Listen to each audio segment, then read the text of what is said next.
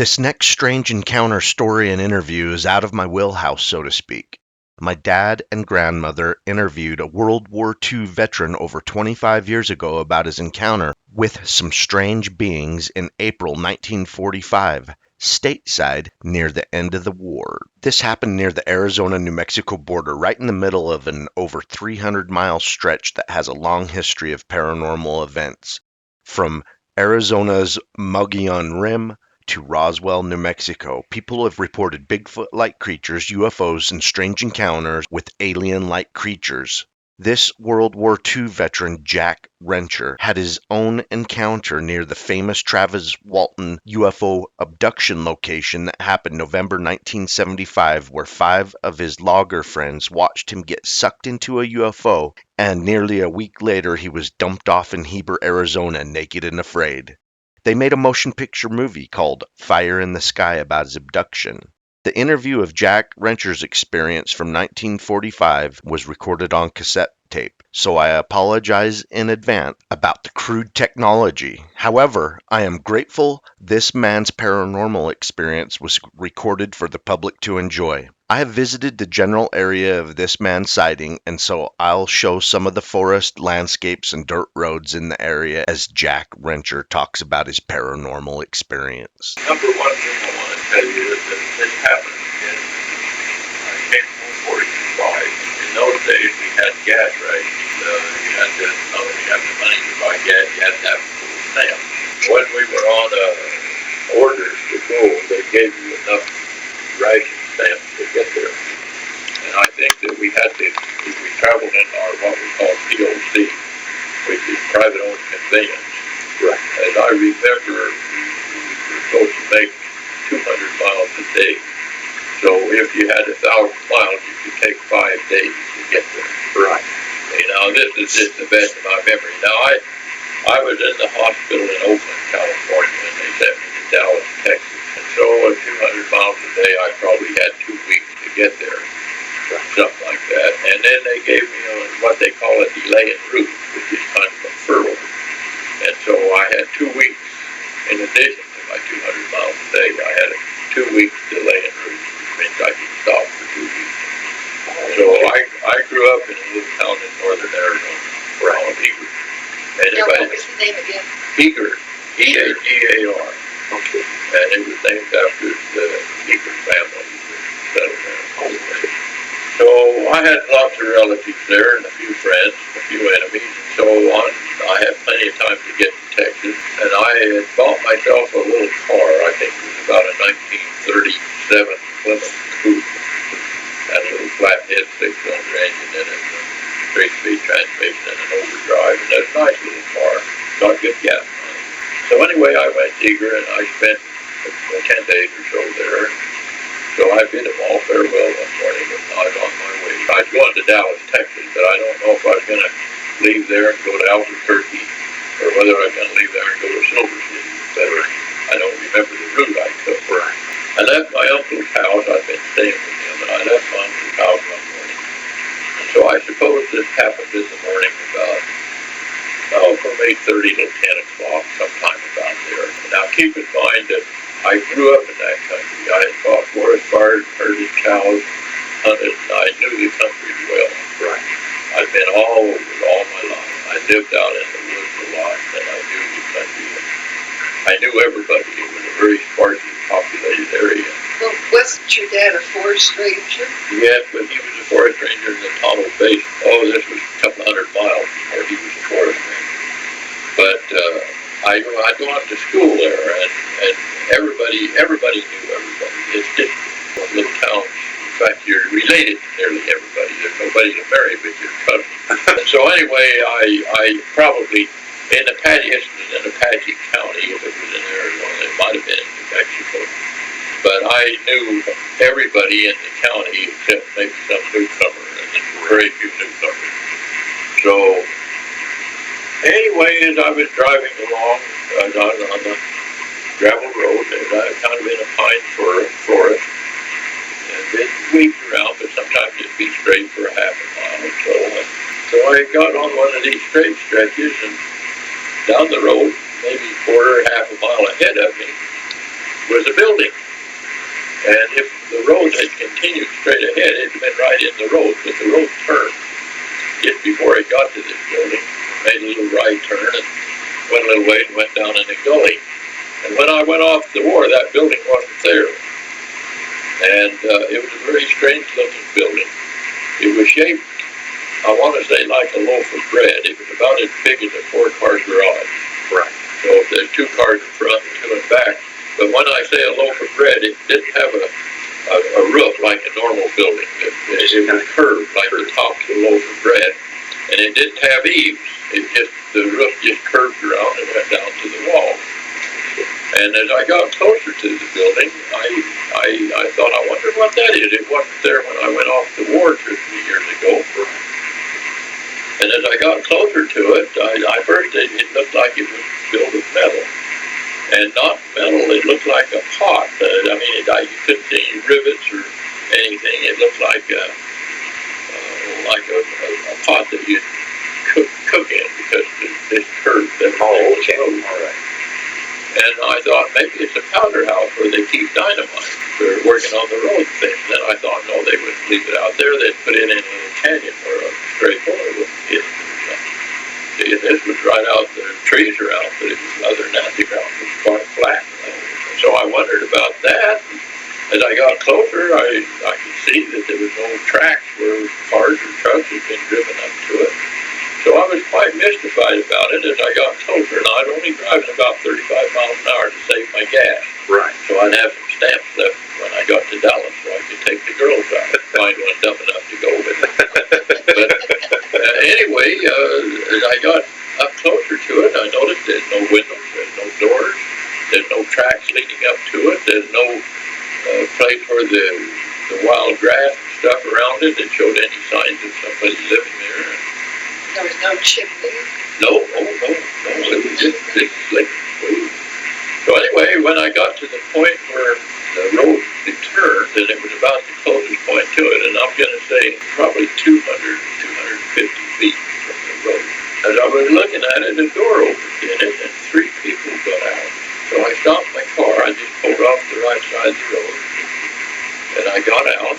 I thought it would be somebody I knew, because I knew everybody in the county, but after I got out, I started walking toward these 3 guys, and I noticed several things. First, that I didn't know them. I didn't recognize anybody. They were all dressed alike, and as I got close to them, they were all quite big. Now, I don't mean fat. I mean they were probably well over 6 feet tall, maybe 6'5", 6'6". Yeah. And they had big shoulders like you've got. Big, husky guys. And they were all dressed exactly alike. And they had on kind of coveralls. You couldn't see any buttons or pockets or anything in the coveralls. How about any seams? I didn't notice any seams. Okay. And when I talked to them for quite a while. Yeah. Tried to, and they kind of looked like plastic material, or maybe vinyl. I didn't know what vinyl was in those days. Color was the Color, well, as I remember, they were kind of an off green, not a bright green, and maybe a little blue tinge to it. But basically, as I remember, they're green. And they had on very strange hats. These hats were kind of not like a football helmet, but they were kind of like a helmet. And they came real low down over their eyebrows, down over their ears, down over their neck, and on the back of their neck they curled up. And they were all dressed the same. Would it be similar to like the little hats that they put on the astronauts before they put their helmets on? No, these hats stood out from their head maybe 2 inches. Oh, okay. They stuck out. They're quite big. They looked like there was space between their head and the hat. Maybe that's what. Oh, okay. And they came out over their ears and down the back of their neck, and then on the back of their neck, they kind of had eaves on them. It just curved out. Oh, okay. And they came down kind of low over their eyebrows. Okay. But, so you couldn't see their hair. Yeah, not with their hat on, I couldn't. But what color was their hair? I I don't remember if there was any difference. If you asked me what color your hair is, okay. I'd have to look.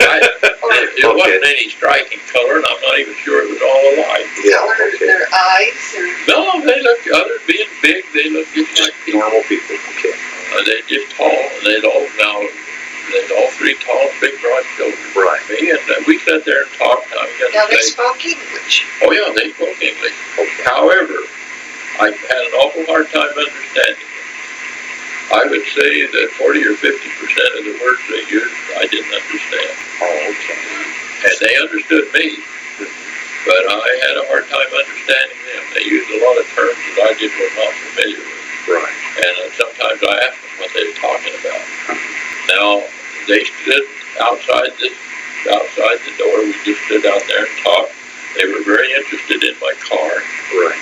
And one of them held a little thing in his hand that was about the size of a package of cigarettes, or a little bit, only it was longer. And he held that in the hand, and every time any one of us would talk, he'd hold that out to the one talking. Like it was a microphone. It was. I asked him, I said, Oh, what really? is that? I said, what is that thing you got in your hand? And he reached up under it and pushed it and said, what is that thing you got in your hand? It played out my last sentence. Really? So it was a recording. I'll be darned. And they also had something that I assumed was a movie camera. Right. Only the film in it was wireless. And that wire was so fine, and I had good eyes in those days. I didn't wear glasses. That wire was on two reels, and where it went from one reel to the other, it went down through that machine. It was so fine I could just barely see it. Now, I mean, it was fine. It was probably 100,000 feet. Gee. This was just real. Yeah. I could see the wire on the reel. They were Right. inside the machine. Uh-huh. See, but he opened it up and showed it to me. It'd been 50, 60 years ago, and it troubled me, and it troubled everybody I've ever told it to. Right. Because it seemed so utterly impossible. Right. And yet, if we had taken my grandfather or your grandfather and explained to him and said, Granddad, within 50, 60 years, we're going to be able to point a little box at somebody in China. And instantly, less than a tenth of a second, somebody in the United States can hear every word that Chinaman says. He can see exactly what he looks like. He can tell you whether he shaved this morning or not, and what color the stripes are on his shirt. Right.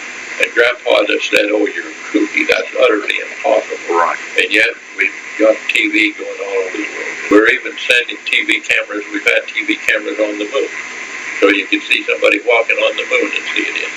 And so things that were utterly inconceivable a few years ago now are very common. So anyway, what these fellows explained to me was, I asked them where they came from. And they came from the future. Now, this is what they told me. If this is north, there's a little hill kind of northeast of where you were. Right. And up along the crest of that little hill, there was a kind of a little cliff. It was some places it wasn't there, and some places just 1 or 2 feet high. Just kind of in a rim rock, kind of a volcanic rock there that didn't wash away like the other dirt did. And they showed me that, and they said that's where they lived. Now, there's no houses up there then. Right. And then where we were was in a scientific compound. Now, I'm not sure whether it was in Arizona or New Mexico. It was right near the border, but I'm not sure. I might have known at the time where it was. But I don't, even the roads have been changed now, so I couldn't probably even go back and find it. They were very interested in my car. I was in my uniform. In those days, we couldn't wear civilian clothes. That's right. We had to wear a uniform all the time. And I was in my uniform, and I had my wings on. I was a pilot in the Air Force, my cap on. And they asked me about the car, and I walked over to my little car, this little Dodge that I had. We opened the hood, and I started the motor for them. And they were very interested in the motor. When they talked amongst themselves, I had a hard time understanding them. Right. They got quite a big kick out of the radiator for some reason. They felt with this, they're feeling the things to see how warm it was. Right. Now, you feel of this, and you feel the manifold, feel of this, and he started to grab a spark plug. Now, people have asked me, did I touch him or shake hands with him? Yes, I did.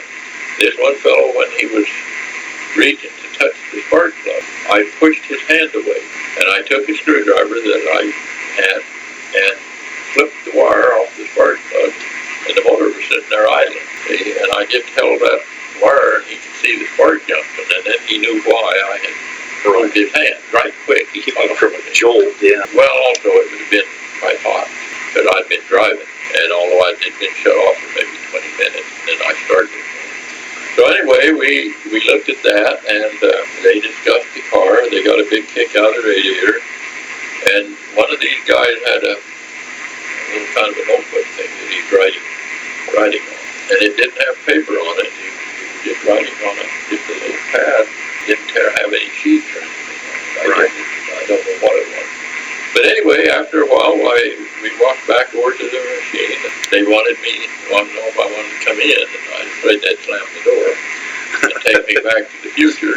Right. And then I would be so dumb and ignorant I couldn't earn a living in their society. And so I declined to go in. They're all big enough they could afford me. Bid them farewell, and they got back in their machine, and I went over and I got in my car. I started the car again. I shut it off and walked back over there and started to leave. And I couldn't believe what I'd just seen and heard. And so I shut the car off and sat there and looked at it. And I was just sitting there looking at it like I'm looking at you now. Right. If I'm looking at you. And all of a sudden it just disappeared. It didn't move, didn't make any noise. It just suddenly wasn't there. Wow. And so I got out of the car and I walked back over to where it was. And there was pine needles. This was in a pine forest. Right.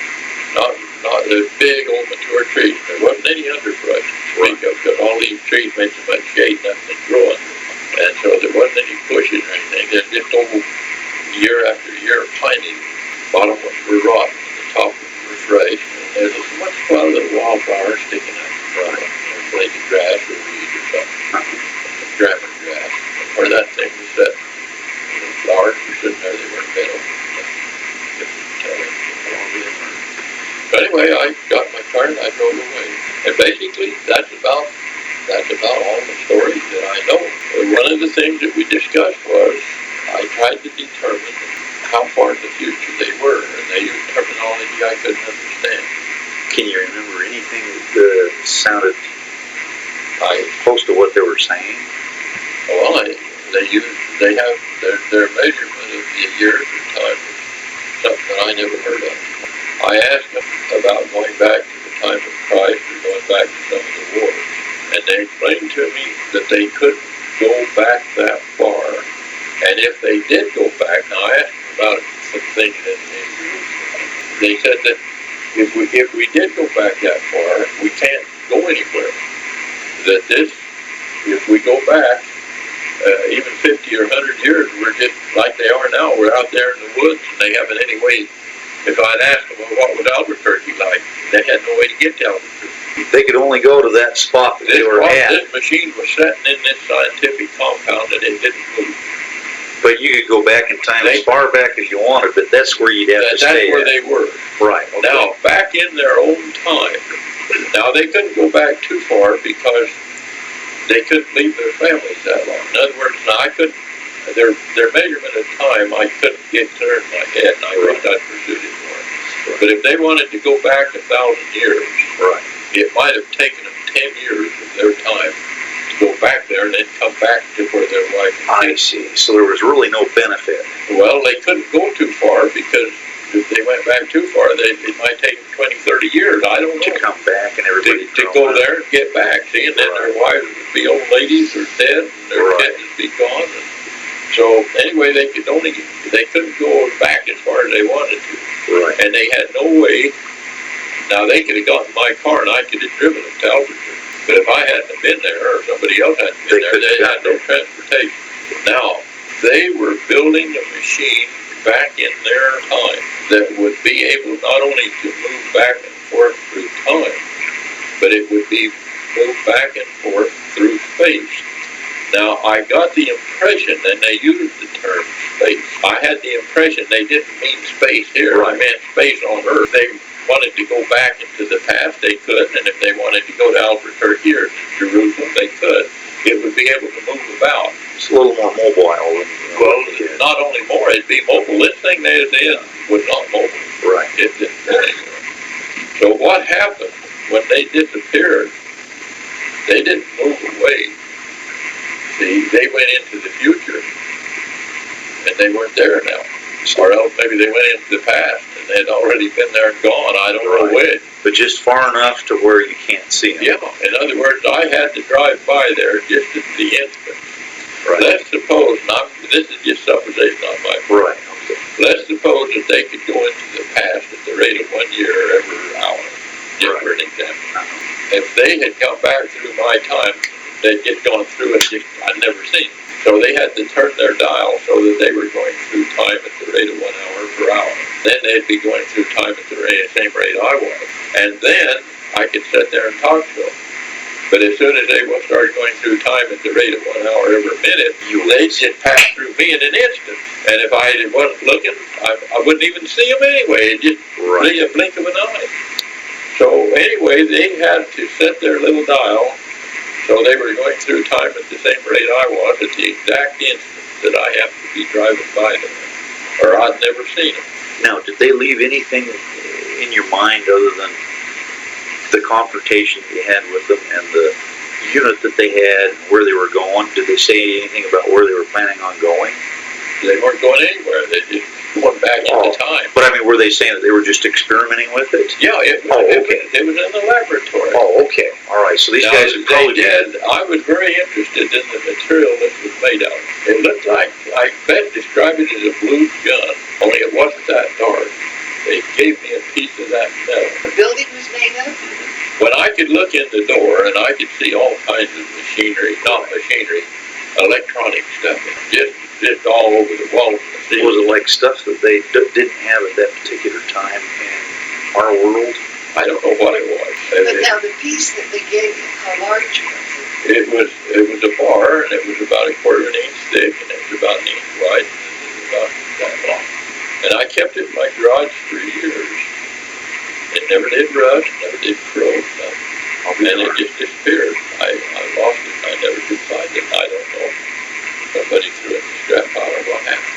Could have, now I'm just making a supposition too, could they have ever come back and got it? I don't. Do you think they would have come back and not said something to you? Well, and I don't think so. Okay. But I don't know how they'd have found it because I moved. You see, I was in the Army then, and I moved that's right.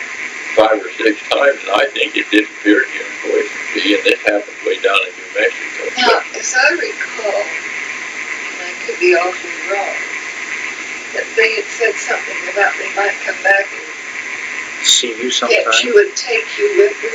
No.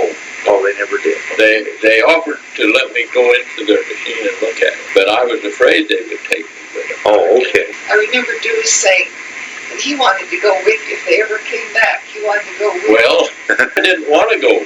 I was afraid to have moved into the future that I couldn't have coped with them. Right. In the future, I couldn't earn a living. I didn't have a girlfriend, but I did have a mother and a father and a sister, and I knew a lot of people.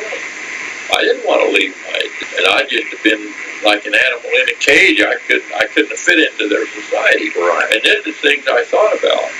What they did tell me, though, that sometime in the future, that back in their machine, that they were working on another model that would be able to move. Now then, sometime later, after they found these flying saucers.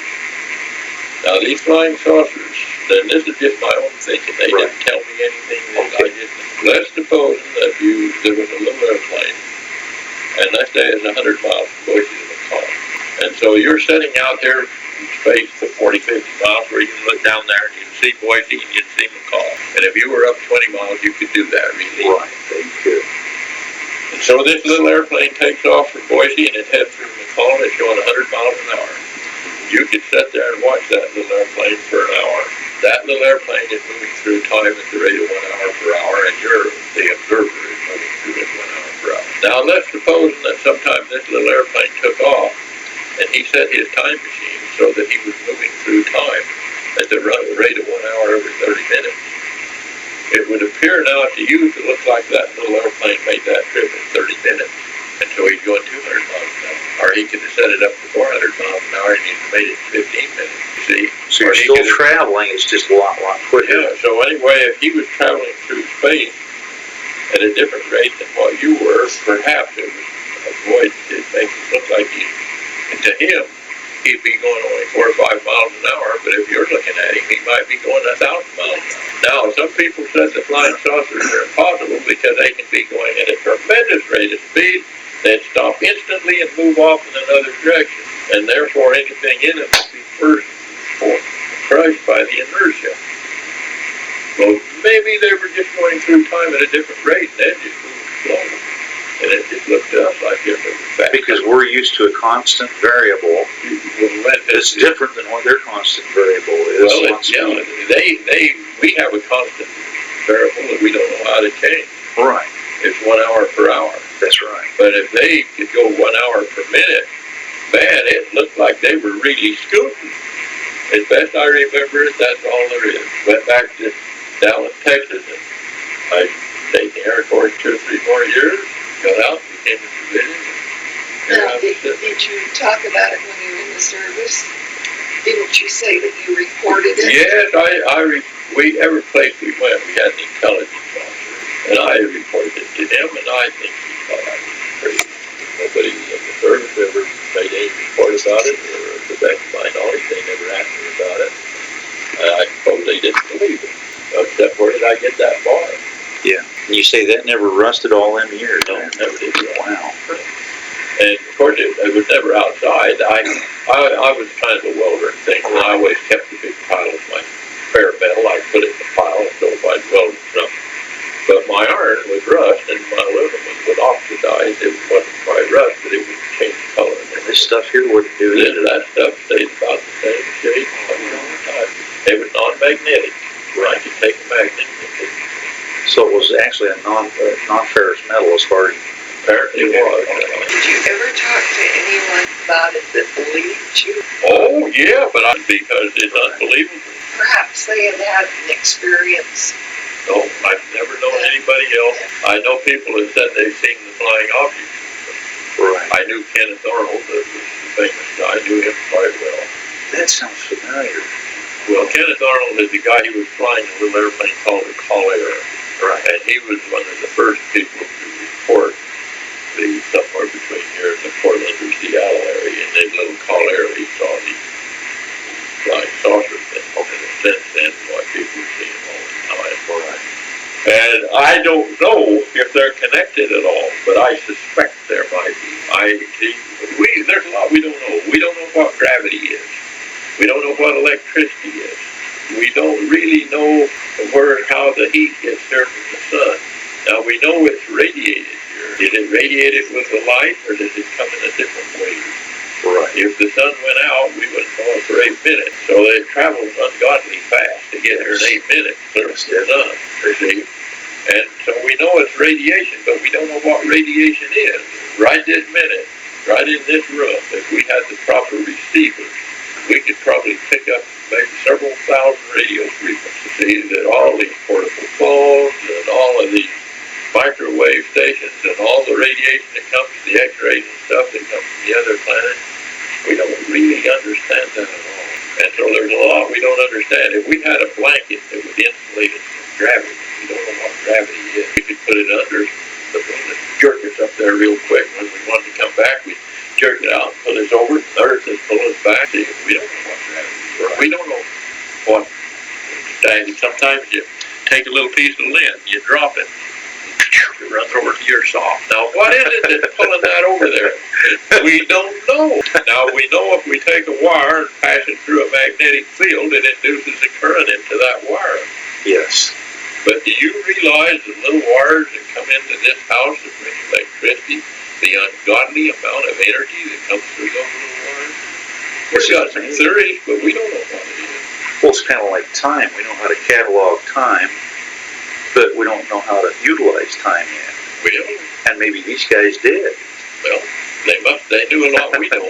But anyway, I don't understand it all. There's a lot we don't know. Probably in one of the last Homo sapiens, and I'm not pronouncing that wrong. I've just changed the pronunciation. So, You know, it seemed to me that you had given whatever the metal was or fabric of their clothing to be analyzed, and they couldn't analyze it. no. Oh, The only thing they gave me at all Was that ball? that piece of metal. Okay. and I never, ever, I don't ever remember having anybody analyze it. In fact, I very rarely told this story, so I've been a little hesitant who I told it. Right, I realize that. And I've had lots of people that had trouble with it. You're not the first one that has come back. Well, it hasn't troubled me. It's just Actually, things I'm fascinated. Was it when you reported this incident? he just went ahead and let it go as face value. Then basically, the guy that you reported. I never, to the best of my knowledge, I never heard anything about it. Okay. All right. We had an intelligence officer at the base, Right. and he was a captain. And I asked him, "What did you think of it?" And he said, "I don't get paid to think.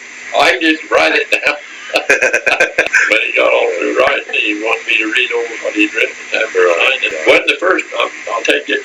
When I was flying in England, the intelligence officers had warned us about the V2. Their intelligence, their spies and stuff knew it. They wanted us to be alert for it. Right. And so we were flying one morning. We were going on a mission to bomb Germany, and it was just breaking daylight. And we were right at 30,000 feet, maybe between 25 and 30,000. Right. So we were 5 or 6 miles up. Right. And the sun wasn't up yet, but it was getting daylight. Right. See, and up where we were, it was lighter than it was down on the ground. And as we got into Germany, and there were 2 pilots on the airplane, and we took turns flying. Right.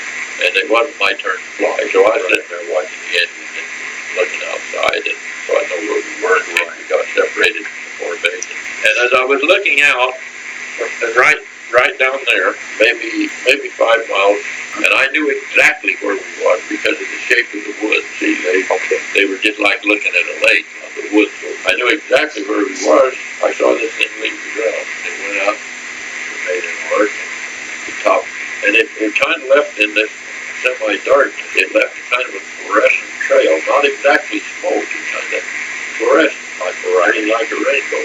Yeah. And so when it was up here, I could still see its vapor trail. And so when it topped out at the top, I looked from where we are, and I thought, well, we're 5 miles above the ground, and it's 10 times as high as we are. So it's 50 miles up here. Came down, and so as I could see it coming down, my Granger was flying, and I kind of kicked the airplane around so I could see back, and I thought it landed 190 miles away from where we were. So this is, But I could see, this is one of their missiles. yeah, this was it. So now other people saw it, but I was the only one that saw it leave the ground, and I timed it. It was in the air around 2 minutes, 10 seconds or something. When it left the ground, I looked at my watch. They had alerted us to watch for it. So I timed it, and I figured it went 200 miles, because I could look back and I could see the coast of England and see it one of these rare days when you could see for miles. And I saw it hit, and so a lot of people reported it. Right. But I reported how fast it's going, I reported where it's leaving the ground, I reported where it's high it went. And it came out as going over 3,000 miles an hour. And this intelligence officer, he said, "Lieutenant," he said, "you're crazy." He said, "That's faster than the speed of sound." He said, "You know it couldn't go that fast." I said, "I know it did go that fast. I know how far it went. I know how many minutes it took." Right. So when I wasn't flying, and I figured that it was going around 3,000 miles an hour. Wow. And he said, "And you said it went 55 miles high. Yeah. You mean 55,000 feet?" And I said, "No, I mean 55 miles." "Oh," he said, "you're crazy." And I said, "Well, that's what I think." Right. And so he wrote down 55,000 feet. I said, "I'm not going to sign that." So he marked it out and put 55 miles, and then he put a big question mark. So the next day, they called me back in, and there were 5 or 6 intelligence officers. They were quizzing you on that. And they questioned me, and they kept saying, you've got to be wrong about where it left the ground. And we went over there, and we have photographed that whole area. Right. And there's just no ramp there. You must be mistaken. And they tried to get me to find some other place, and I said no.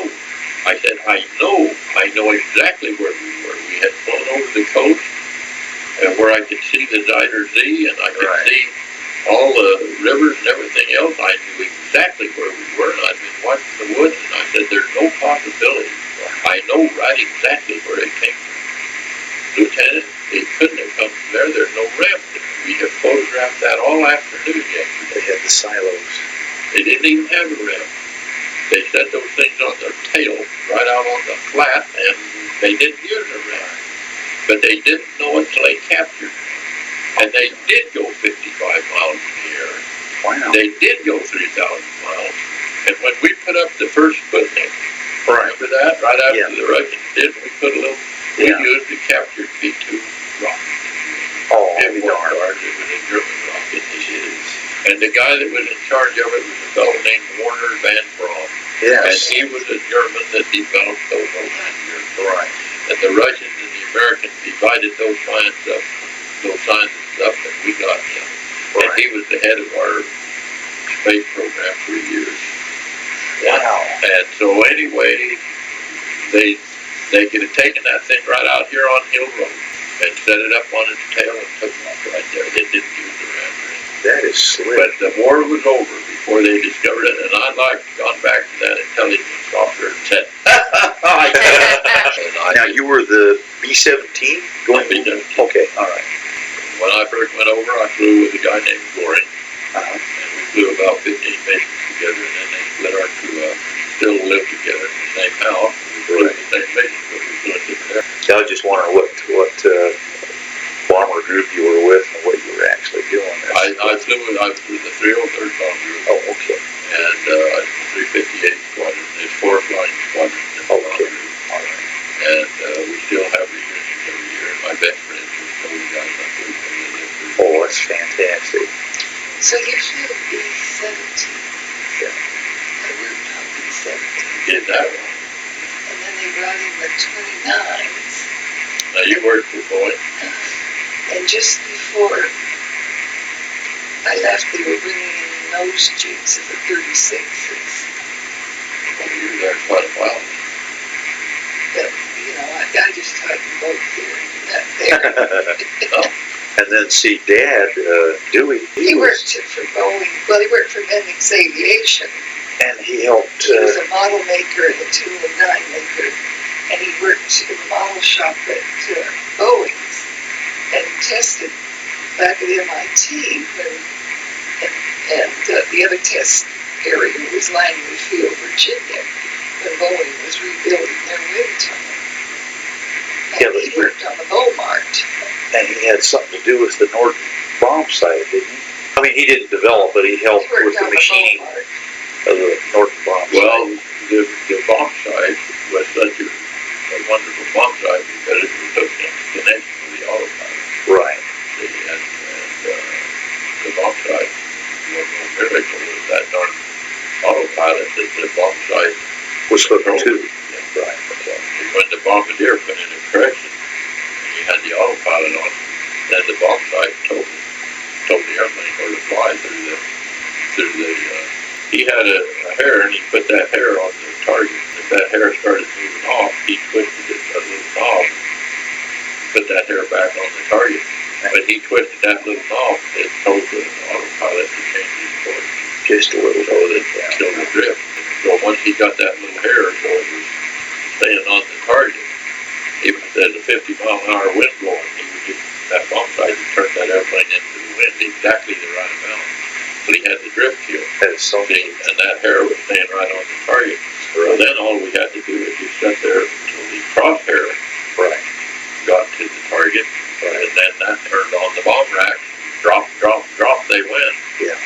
And as soon as all the bombs were out, by then the pilot or the co-pilot had a pet phrase, "Let's get the hell out of here." I would imagine. So anyway, we made a steep turn and headed back to him. Yeah. Oh, that's great. Because they'd always shoot now.